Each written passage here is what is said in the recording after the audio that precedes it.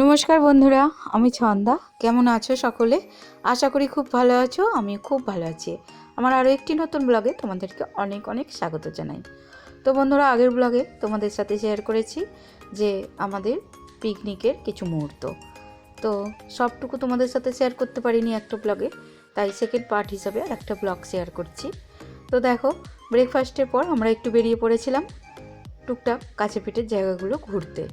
কারণ যারা পিকনিকের অ্যারেঞ্জমেন্ট করেছে তারা পিকনিকের দায়িত্বে ছিল, তো তারা রান্নাবান্না নিয়ে ব্যস্ত ছিল।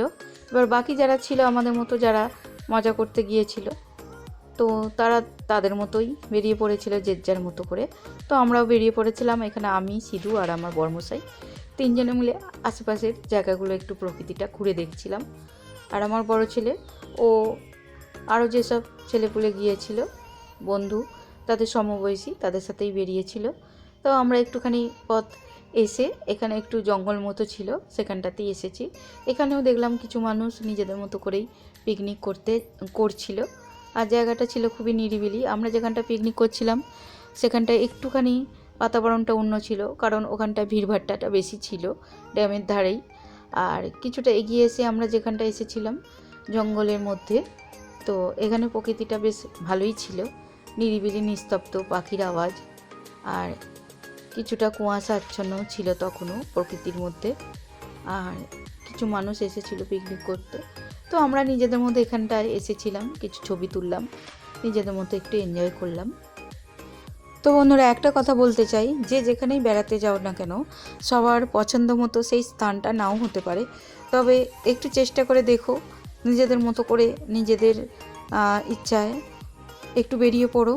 দেখবে চারপাশে কিছু না কিছু পেয়ে যাবে, যেখানে তোমাদের ভালো লাগার একটা স্থান তোমরা তৈরি করে নিতে পারবে। সেখানেও কিছু মুহূর্ত নিজেদের মতো আর কি আবিষ্কার করাও যাবে, আনন্দও করা যাবে।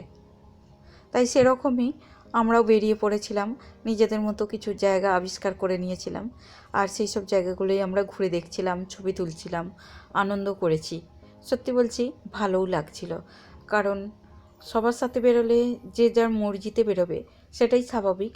কিন্তু কারোর উপর কারোর মর্জি চাপানো যাবে না।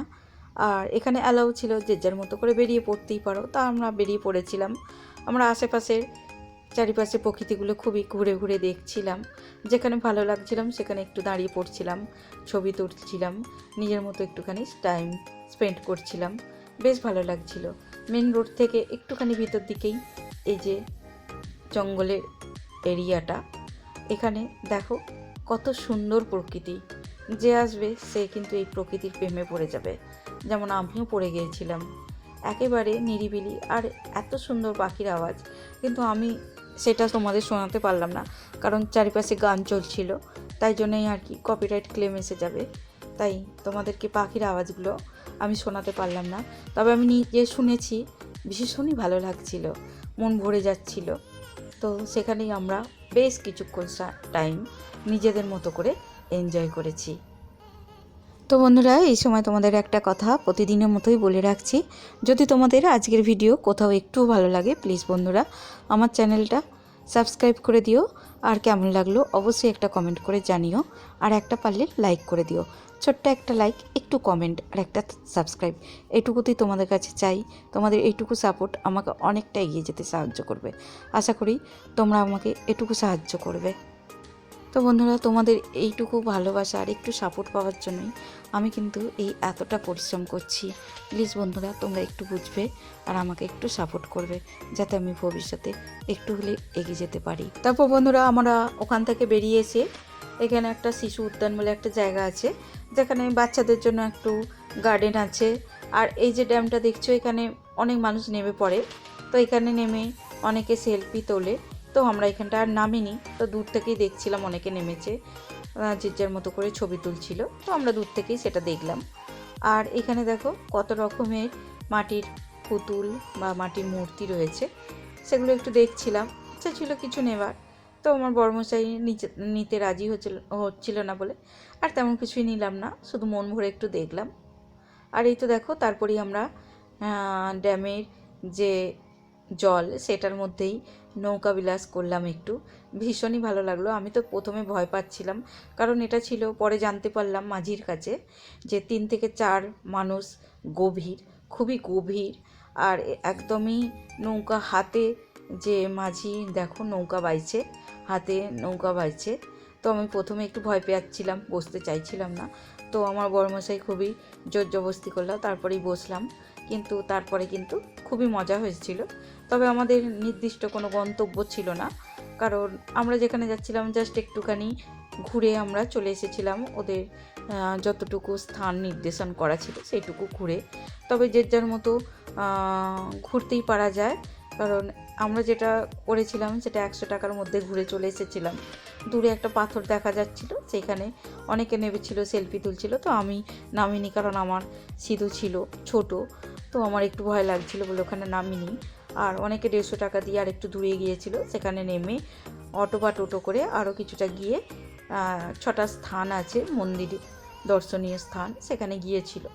তো আমি আর অতটা যাইনি, তবে যেটুকু গেছি ভীষণই ভালো লেগেছে।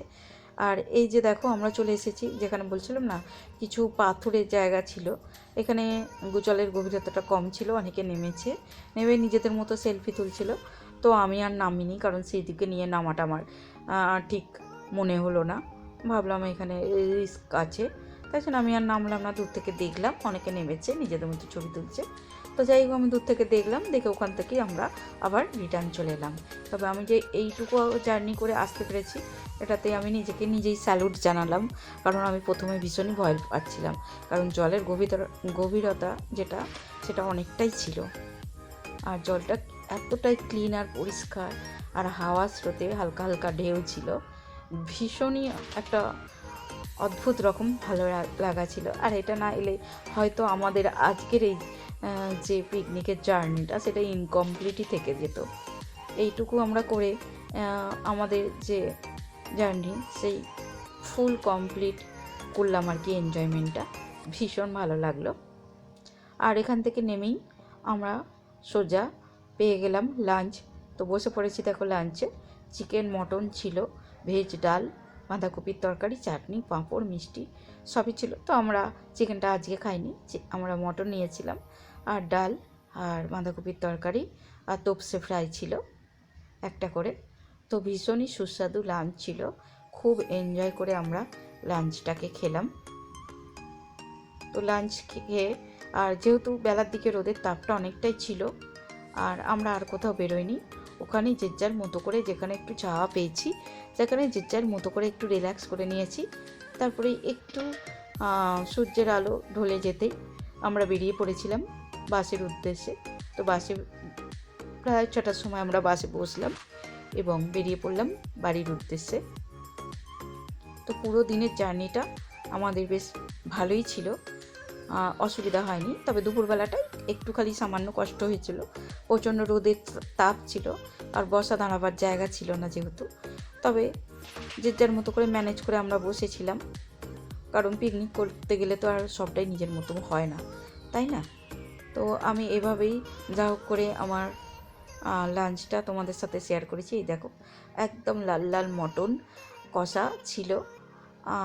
এটা আনলিমিটেড ছিল না, একেবারে মাপ করেই দেওয়া হয়েছিল।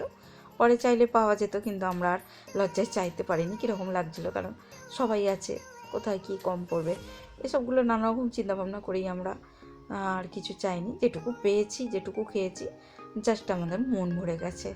আর এই তো দেখো, খাওয়া দাওয়া করে একটু শুয়ে উঠে 5 বৈকাল মতো হয়ে গেছে, আমরা জিজ্জার মতো একটু রেডি হয়ে নিয়েছি। তারপরে একটু বসে গল্প গুজব করছিলাম, আর আশেপাশেও যারা ছিল তারাও তাদের লাঞ্চ কমপ্লিট করে ডিনারের ব্যবস্থা করেছিল। আমাদেরও ডিনারে চিকেন কষা ছিল আর ফ্রায়েড রাইস ছিল, তো সেটুকু আমাদের প্যাকেট করে দেওয়া হয়েছিল, আমরা সেটুকু নিয়েই বাসের মধ্যে উঠে পড়েছিলাম। তো বন্ধুরা, আজকের মতো ব্লগটা তাহলে এখানেই শেষ করলাম। সকলে খুব ভালো থেকো, সুস্থ থেকো। দেখা হচ্ছে তোমাদের সাথে খুব শীঘ্রই নতুন আরও একটা ব্লগে। ততক্ষণের জন্য টাটা।